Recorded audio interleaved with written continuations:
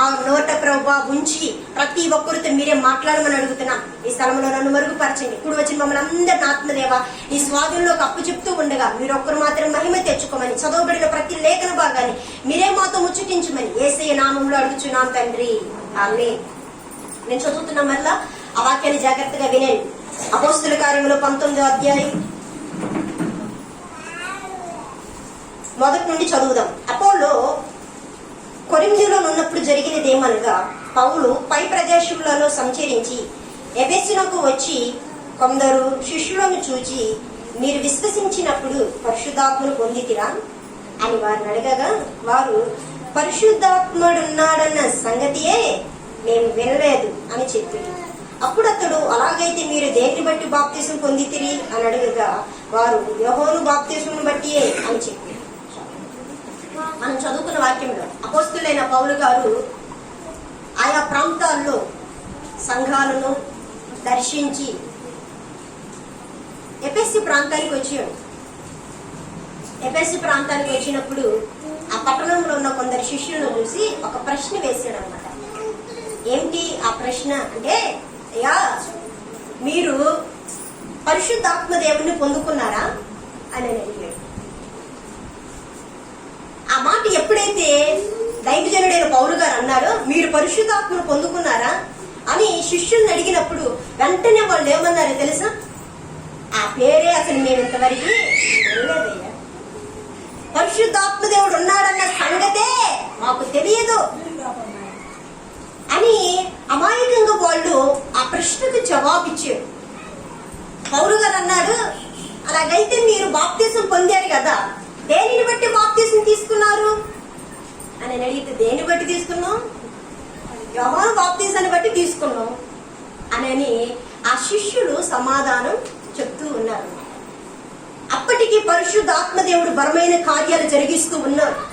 సూచక్రియలు, మహత్ కార్యాలు జరిగిస్తూ ఉన్నాడు. చనిపోయిన వారిని బ్రతికిస్తూ ఉన్నాడు.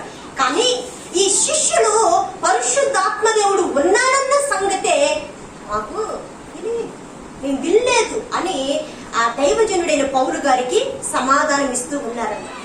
నా ప్రియమైన దేవుని బిడ్డలారా, ఇదే ప్రశ్న ఎవరైనా మిమ్మల్ని అడిగారు అనుకో, అమ్మా పరిశుద్ధాత్మను పొందుకున్నారా, అయ్యా పరిశుద్ధాత్మను పొందుకున్నారా అని అడిగితే మీ సమాధానం ఏంటి? ఒక సహోదరిని నేను అడిగాను, అక్క పరిశుద్ధాత్మ దేవుడిని పొందుకున్నావా అన్నా. నేల వైపు చూసి తల కోక్కుంటుంది. 5-6 సంవత్సరాలు అయింది బాప్తిసం తీసుకొని. పరిశుద్ధాత్మ దేవుడిని నువ్వు పొందుకున్నావా అంటే ఆ సిస్టర్ ఏమంటుందంటే, ఏం మాట్లాడకుండా నేల వంకే చూసి తల కోక్కుంటుంది. చివరికి నా వైపు చూసి, ఎవరైనా అడిగితే ఏం చెప్పమంటావు షారా చెప్పు. నేనేం చెప్పేది? తన గురించి నన్ను అడుగుతుంది. ఇప్పుడు నేను తనను అడుగుతూ ఉంటే, అక్క నువ్వు పొందుకున్నావా అని ఆమెను అడుగుతుంటే, ఆమె నేనేం చెప్పమంటే ఎవరైనా నన్ను అడిగితే అని నన్ను మరలా ప్రశ్నిస్తుంది. కొన్ని వాక్యాలు ఆత్మను గురించి తెలియజేసినప్పుడు చివరికి పశ్చాత్తాపడి నేను పొందుకోలేదమ్మా అని ఆత్మదేవుని సహాయం కోసం ప్రార్థన చేసింది. దేవునికి స్తోత్రం. ఈ రోజున పరిశుద్ధాత్మదేవుడు నిన్ను అడుగుతున్నాడు. ఏమని అడుగుతూ ఉన్నాడు అంటే, పరిశుద్ధాత్మదేవుని పొందుకున్నావా? శిష్యులు బాప్తిసం పొందుకున్నారు, కానీ ఆత్మానుభవం వాళ్ళకి లేదు. నీళ్ళలోకి వెళ్ళి ముంచులు బాప్తిసం పొందారు, కానీ పరిశుద్ధాత్మదేవుడు ఉన్నాడన్న సంగతే మాకు తెలియదు అని అమాయకంగా వాళ్ళు సమాధానం చెప్తూ ఉన్నారు. ఈరోజు నీ జవాబు ఏంటి? పరిశుద్ధాత్మదేవుని పొందుకున్నావా? ఆత్మ అనుభవం నీలో ఉన్నదా? మేము బాప్తిసం తీసుకున్నామండి, ప్రతి వారం బలలో చేయి వేస్తామండి, బలలో చేయి వేయకుండా మేము అసలు ఉండలేమండి అని చెప్పటం కాదు. సూటి అనే జవాబు ఏం చెప్తారు? పరిశుద్ధాత్మదేవుని నువ్వు పొందుకున్నావా అంటే అదే మనకు కావాల్సింది. యేసుక్రీస్తు ప్రభు ఒక రోజున పరలోక రాజ్యాన్ని కొన్నిటికి పోల్చి 10 మంది కన్యకల గురించి తెలియజేస్తూ ఉన్నారు. ఏమని? 10 మంది కన్యకులు ఉన్నారు. వాళ్ళల్లో 5గురు బుద్ధి కలిగిన వారు, 5గురు బుద్ధి లేని వారు. వారు బుద్ధి కలిగిన వారైతే డ్యూటీలను సిద్ధపరచుకున్నారు చక్కగా. నూనె పోసుకొని దివిటీలు వెలిగించుకున్నారు. పెండ్లి కుమారుడు ఆలస్యము చేయకుండా త్వరగా వచ్చాడు. అయితే వీళ్ళు దివిటీలు వెలిగించుకొని ఉన్నారు కాబట్టి, సిద్ధపడి ఉన్నారు కాబట్టి పెండ్లి కుమారుని ఎదుర్కొని ఆయనతో వరుడైన ఆ దేవునితో ఎదుర్కొని పరలోక రాజ్యానికి ప్రవేశించారు. బుద్ధి లేని కన్యకులు ఉన్నారు. ఈ బుద్ధి లేని కన్యకులు దివిటీలలో నూనె పోసుకొని దివిటీలు వెలిగించుకోలే, సిద్ధపడలేకపోయారు. మరి వాళ్ళు ఏం చేశారు? 10 మంది వచ్చారు దేవుని సన్నిధికి. 10 మందిలో 5గురు అయితే సిద్ధపడ్డారు, కానీ 5గురు సిద్ధపడలేదు. దివిటీలను వెలిగించుకోలేకపోయారు. నూనె దివిటీల్లో పోసుకొని మండించలేకపోయారు, వెలిగించలేకపోయారు. వాళ్ళు వచ్చి నిద్రపోయారు. పెండ్లి కుమారుడు రానే వచ్చాడు. వాళ్ళ హృదయాలు లేకుంటే వాళ్ళు వెలిగించబడలేదు కాబట్టి, నూనె వాళ్ళ దగ్గర లేదు కాబట్టి, దివిటీలు మండలేదు. వాళ్ళెక్కడే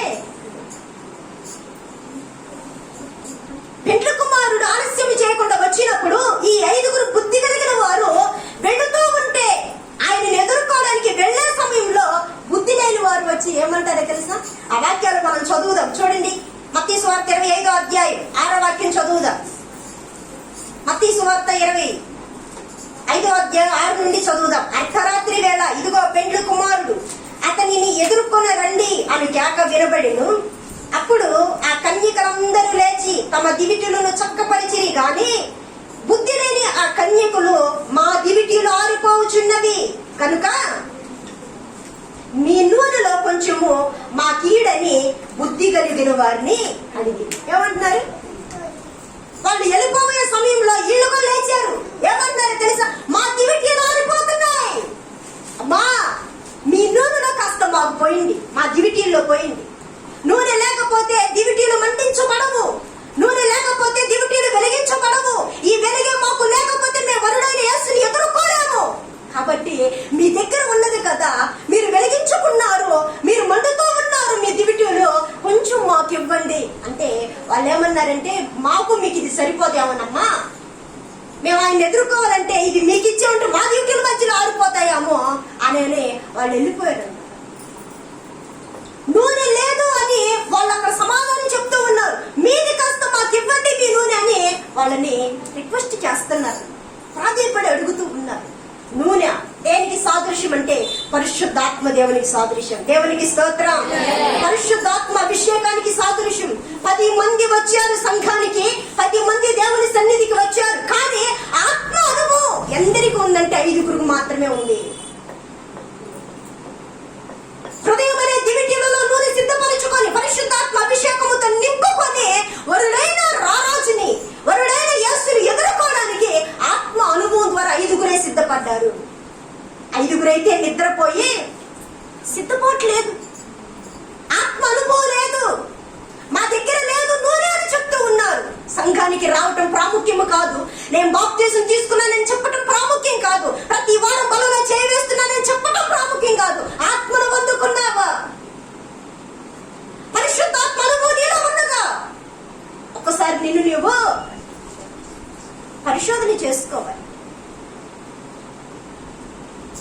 ఒక రోజున ధనవంతురాలికి విస్తారమైన ధనం ఉంది.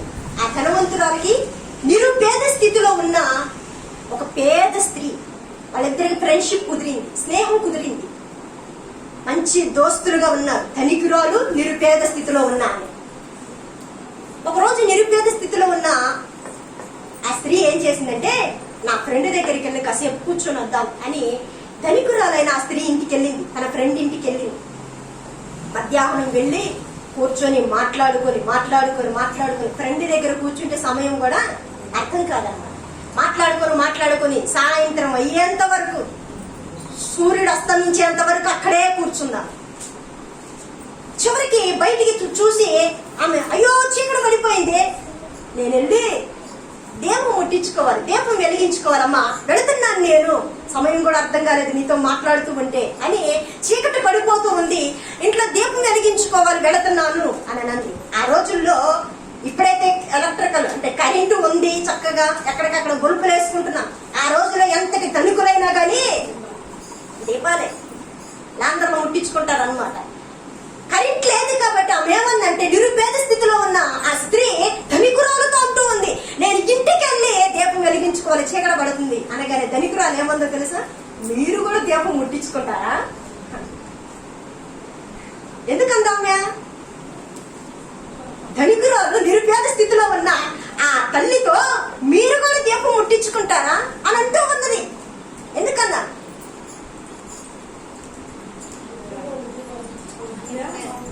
అమ్మా ఎందుకంటే అదంటే దీపం ముట్టించుకోవాలంటే నూనె కావాలంటే పైసలు కావాలి, డబ్బులు కావాలి, షాపుకి వెళ్ళి కొనుక్కొచ్చుకునే స్తోమత కావాలి. వీళ్ళేమో నిరుపేద స్థితిలో ఉన్నారు.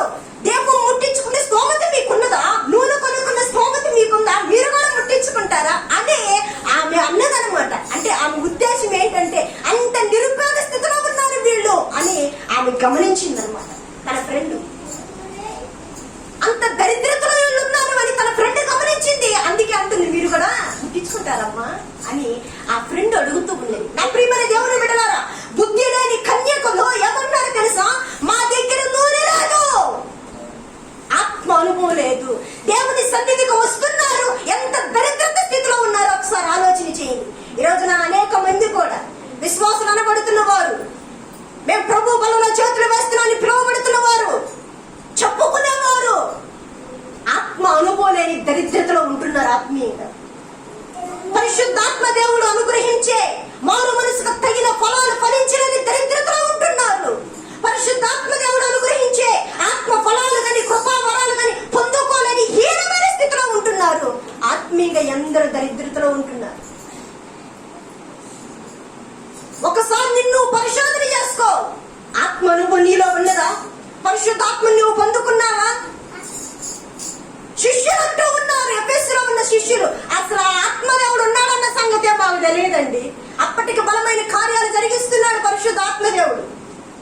పెంతెకొస్తు పండగ దినాన దిగి వచ్చిన ఆత్మ అపోస్తలుల మీద పని చేస్తూ ప్రభావం చేస్తూ వాళ్ళ ద్వారా సూచక క్రియలు, మహత్కార్యాలు, దురాత్మను పారదోలటం, శాతపడి శక్తుల నుండి విడుదల పొందటం, చనిపోయిన వారిని బ్రతికించడం, ఇలా ఎన్నో మహోపకార్యాలు జరిగిస్తూ ఉంటే శిష్యులు అంటారు, మాకు అసలు ఆయన ఉన్నాడన్న సంగతి తెలియదు. ఈ రోజున అనేక మంది అలానే ఉంటున్నారు. పరిశుద్ధాత్మను పొందుకున్నామంటే సమాధానం చెప్పలేని పరిస్థితి. గుండెల మీద చేసుకొని ఆత్మ దేవుడు నాలో ఉన్నాడు, నేను ఆత్మానుసారంగా నడుస్తున్నాను, పరిశుద్ధాత్మ అభిషేకం చేత నేను నింపబడ్డాను అని చెప్పలేని క్రైస్తవులు ఎందరో ఉన్నారు. ప్రయోజనం లేదు. వరుడైన యేసుని ఎదుర్కోలేదు. ఎందుకు వాళ్ళు అలా ఆత్మ అనుభవానికి రాలేదు, నూనె ఎందుకు సిద్ధపరచుకోలేదు అంటే నిద్ర.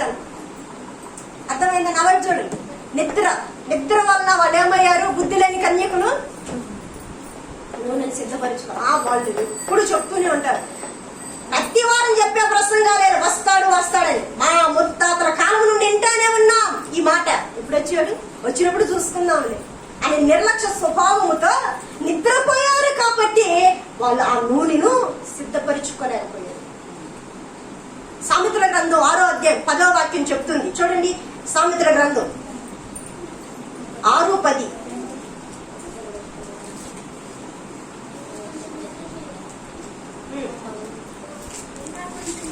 ఇంకా కొంచెము నిద్రించదనని, కొంచెం కునికిదనని, కొంచెం సేపు చేతులు ముడుచుకొని పండుకొందునని. అందుచేత దోపిడీగాడు వచ్చినట్లు దారిద్ర్యము నీ యొద్దకు వచ్చును, ఆయుధదారుడు వచ్చినట్లు లేమి నీ యొద్దకు వచ్చును. చాలు, ఇంకా కొంచెం సేపు చేతులు ముడుచుకొని పడుకుందాం, ఇంకొంచెం సేపు కునుకు వేద్దాం అని ఎవరైతే ఉంటారో దోపిడీగాడు వచ్చినట్లుగా దరిద్రత నీ మీదికి తటస్థిస్తుంది.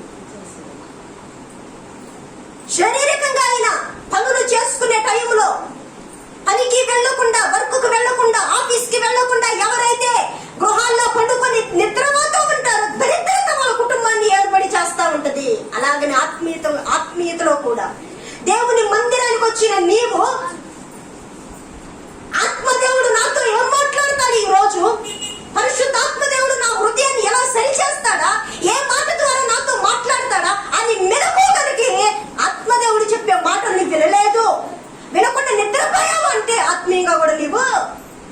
బలహీనతలోకి వస్తావు. దారిద్ర్యం నిన్ను వెంటాడుతుంది. అభివృద్ధిలోనికి రాలేవు. ఆత్మీయంగా పరిశుద్ధాత్మ అభిషేకాన్ని నువ్వు పొందుకోలేవు. ఈ శిష్యులు ఎలా అన్నారో మాకు తెలియదని నీవు కూడా అలాంటి పరిస్థితులను బుద్ధి లేని కన్యకులు దేవునిని ఎదుర్కోలేక ఎలా విడవబడ్డారో చక్కగా సిద్ధపడిన వారు వెళ్ళిపోయారు పరలోక రాజ్యము.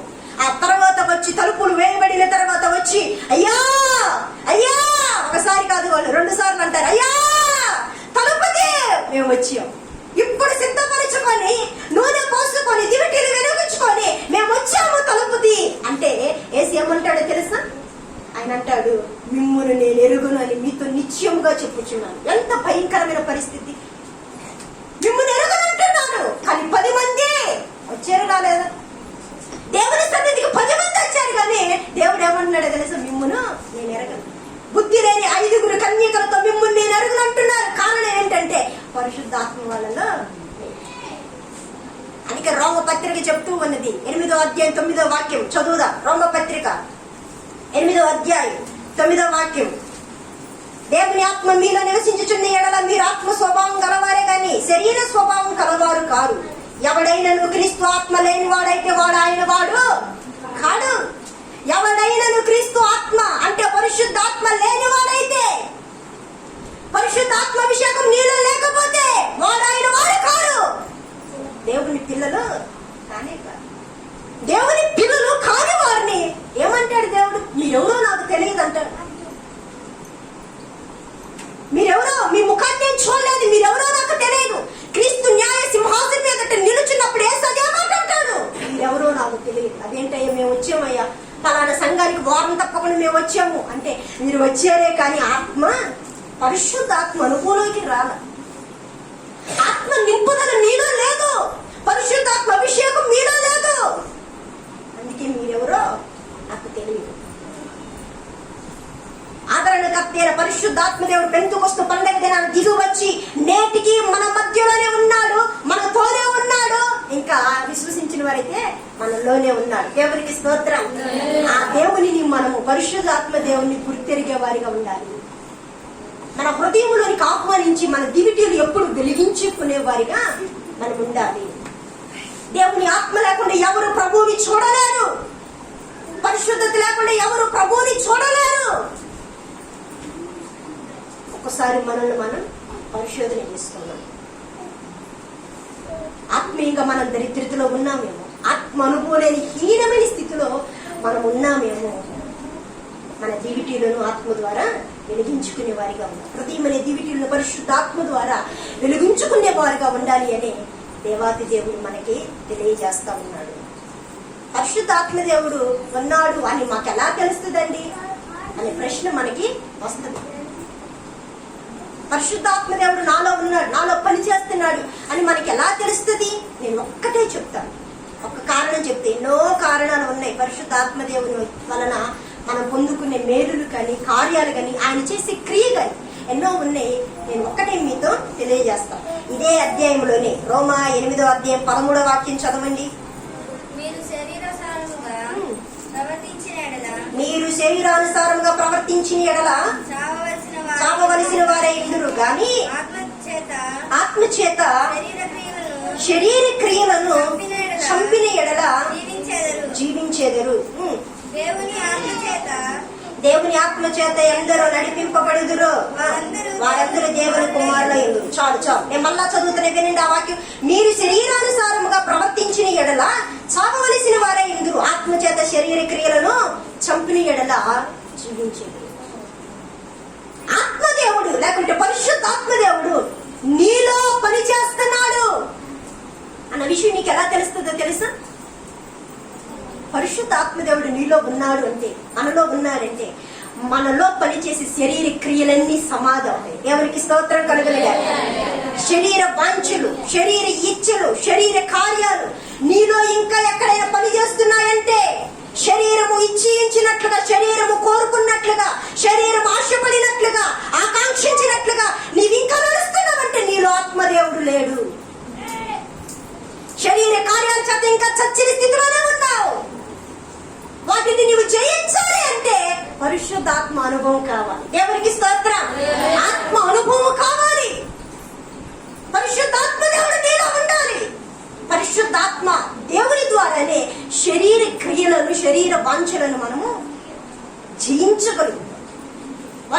భరించగలుగుతాం.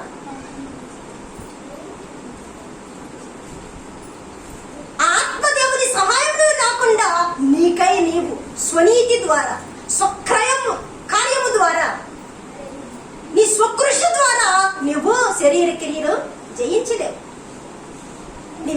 నీలో ఇంకా సినిమాలు సీరియల్ పనిచేస్తున్నాయా? వ్యర్థమైన మాటల ద్వారా నీ నోటిని అపవిత్రపరుచుకుంటూ ఉన్నావా? ఖాళీ ప్రదేశాలకి వెళుతూ ఉన్నావా? గర్వం ఇంకా నీలో పనిచేస్తూ ఉన్నదా? శరీర క్రియలు ఏదైతే నీలో ఇంకా పనిచేస్తూ ఉన్నాయో ఇంకా నీవు ఆత్మ అనుభవంలోనికి రాలేదు. నువ్వు నీటిలో మునిగి రావచ్చు, నువ్వు బలలో చేయొచ్చు, కానీ ఆత్మదేవుడు మనలో లేదు. పరిశుద్ధాత్మ అనుభవం లేకుండా నువ్వు బలలో చేయి వేసి ఇంకా సాతానుడు నీలో ప్రవేశించి ఇంకా ఆత్మీయతలో దిగజారుస్తానే కానీ ఇస్కరియోతు యోధాకుల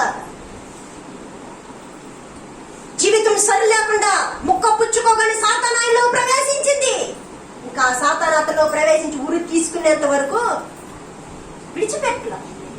నా ప్రియమైన దేవుని బిడ్డలారా, మనమందరం శరీర క్రియలను జయించాలి అంటే, పనికి మాలిన కార్యాలన్నింటినీ మనం జయించాలి అంటే నీలో ఆత్మదేవుడు కావాలి, మనందరిలో ఆత్మ అనుభవం కావాలి. ఆ పరిశుద్ధాత్మ దేవుని ద్వారానే మనమందరం ఏ కళంకమైనను, ముడతైనను, మచ్చైనను, డాగైనను అట్టిది మరి ఏది లేకుండా వరుడైన యేసు ముందు వధువైన సంఘాన్ని ఏ లోపము లేకుండా నిలబెట్టేది ఎవరు అంటే ఆత్మదేవుడు. ప్రకటన గ్రంథంలో ఆత్మయు పెండ్లి కుమార్తె రమ్ము 22వ అధ్యాయంలో ఉంటాయమ్మా. నిన్ను దేవుని ఎదుట నిలబెట్టేది ఏంటో తెలుసా? బుద్ధి కలిగిన కన్యకులను వరుడైన దేవుని ఎదుట నిలబెట్టింది ఏంటి? నూనె. వాళ్ళు నూనె పోసుకొని, దివిటీలో నూనె పోసుకొని వెలిగించబడ్డారు. ఆ నూనె ఆ వరుడైన దేవుని ముందు 5గురిని బుద్ధి కలిగిన కన్యకులు నిలబెట్టింది. ఈ బుద్ధి లేని వారిని ఎందుకు నిలబెట్టలేకపోయిందంటే వాళ్ళు ఏమి లేదు. రేపటి రోజున, రాకడ రోజున దేవుని ఎదుట మనమందరూ నిలబడాలి అంటే కోటి సూర్యకాంతుల కంటే కూడా తేజోమయుడైన ఆ దేవుని ముందు నీవు నిలబడుటకు శక్తి, సామర్థ్యం నీలో కావాలి అంటే ఆత్మానుభవం కావాలి. పరిశుద్ధాత్మ దేవుని మనం పొందుకునే వారిగా ఉండాలి. ఆత్మ ద్వారా మనం నడిపించబడాలి. అందుకే మనం చదువుకున్న ఎందరు ఆత్మ చేత నడిపించబడతారు వారందరూ దేవునికి కుమారులై ఉంటారు. దేవుని కుమారులను దేవుడు ఏమంటాడంటే, ఈయన నా కుమారుడు, ఈయన నా కుమార్తె, లోకం పుట్టినది మొదలుకొని మీకోసం సిద్ధపరిచిన పరలోక రాజ్యాన్ని స్వతంత్రించుకోండి అని యేసుక్రీస్తు ప్రభు మనల్ని ఏం చేస్తాడంటే పరలోకానికి తీసుకువెళ్తాడు. ఈ రోజున మనమందరం మనం పరిశోధన చేసుకుందాం. ఒకవేళ ఇంకా ఆత్మ అనుభవం నీలో లేదు, పరిశుద్ధాత్మ దేవునికి దూరంగా జీవిస్తూ ఉన్నావేమో, అయ్యా నా హృదయంలోనికి రండి, నాలో మీరుండాలి. నీవు లేకపోతే నేను దేవుని ముందు నిలవలేను, పరలోక రాజ్యాన్ని ప్రవేశించలేను. నీవు లేని వారు ఆయన వారు కాదు అని బైబిల్ చెప్తూ ఉన్నది. పరిశుద్ధాత్మదేవ, నీవు నాలో ఉండి శరీర క్రియలను జయించే కృప నాకు దయచే, ఆ శక్తి నాకు దయచేయండి అని దేవుని సహాయాన్ని మనమందరము కోరుకునే వారిగా ఉందాం. అందుకే యేసుక్రీస్తు ప్రభు శిష్యులు బాధపడుతూ ఉంటే, నేను వెళతానయ్యా, నేను ఇంకా మీతో ఉండని ఎంతకాలం అంటే వాళ్ళు బాధపడ్డారు, ముఖాలు దిక్కముఖముతో వేసుకున్నారు. నేను వెళుతున్నానని మీరు బాధపడవారు, నేను వెళ్ళటం మీకు ప్రయోజనకరం, నేను వెళ్ళి ఆదరణకర్తేన పరిశుద్ధాత్మ దేవుణ్ణి మీ యొద్దకు పంపుతాను. ఆయన వచ్చి మీ తీర్పును గురించి, పాపాన్ని గురించి, నీతిని గురించి ఒప్పింపజేస్తాడు. యోహాను 16:13 ప్రకారం మిమ్మల్ని సర్వ సత్యములోనికి నడిపిస్తాడు. సర్వ సత్యములోనికి మిమ్మల్ని నడిపించేది పరిశుద్ధాత్మ దేవుడే. నేను వెళ్ళటం మీకు ప్రయోజనకరము అని యేసుక్రీస్తు ప్రభు పరిశుద్ధాత్మను గురించి ముందుగానే తెలియజేశాడు. చెప్పినట్లుగా ఈ లోకానికి ఆత్మదేవుడిని నేటికి మన మధ్యలోనే ఉన్నారు. ఇంకా నీవు ఆత్మ అనుభవంలోకి రాకపోవటం ఎంత శోచనీయం, ఎంత బాధాకరమైన సంగతి.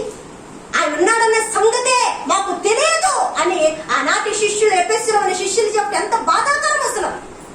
ఈ రోజున మన ఆత్మీయ స్థితి కూడా అలానే ఉన్నదేమో, విశ్వాసమైన మనము కూడా అలానే ఉన్నామేమో. ఒక్కసారి పరిశోధన చేసుకొని ఆ ఆత్మదేవ నాలోనికి రండి, నన్ను నడిపించింది, ఆత్మానుసారంగా నన్ను నడిపించింది. శరీర క్రియలను జయించలేకపోతున్నాను, వాటిని జయించి వాటిని ఎదిరించే ఆ శక్తి నాకు లేదయ్యా. నీవు నాలో ఉంటే వాటిని జయిస్తాను, నేను పరిశుద్ధంగా జీవిస్తాను.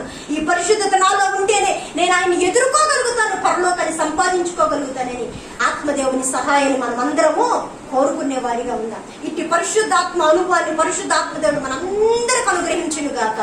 ఆమె అందరి తల్ల వచ్చినట్లయితే చిన్న ప్రార్థన చేద్దాం.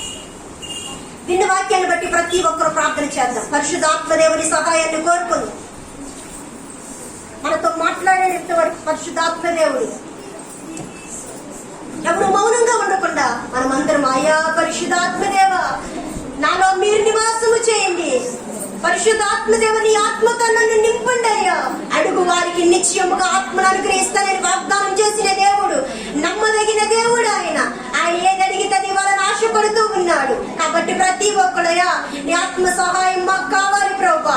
శరీర క్రియలను జయించాలి అంటే వాటిని ప్రభువా మేము అయ్యా వాటిలో మేము విజయాన్ని సాధించాలంటే మాకై ఎంత మాత్రం వల్ల కాదు, నీ ఆత్మ సహాయం మాకు కావాలయ్యా. ఆత్మదేవ మాలోకి రండి ప్రభువా. 10 మంది వచ్చినా కానీ 5గురు మాత్రమే దివిటీలలో నూనె సిద్ధపరచుకొని నీ రాకడలో ఎత్తబడిన వారుగా ఉన్నారయ్యా. బుద్ధి లేని వారు నిద్రపోయారయ్యా, నిద్రపోయి నూనె సిద్ధపరచుకోలేకపోయారయ్యా, అందుకే విడవబడిన వారుగా ఉన్నారు. అట్టి స్థితిలో మేము ఉండకూడదయ్యా. ప్రార్థన చేద్దాం. ఈ రోజు నీ ఆత్మీయ స్థితి ఎలా ఉన్నదో ఒకసారి పరిశోధన చేసుకో. బుద్ధి లేని కన్యకల వల్ల నీవు జీవిస్తూ ఉన్నావా?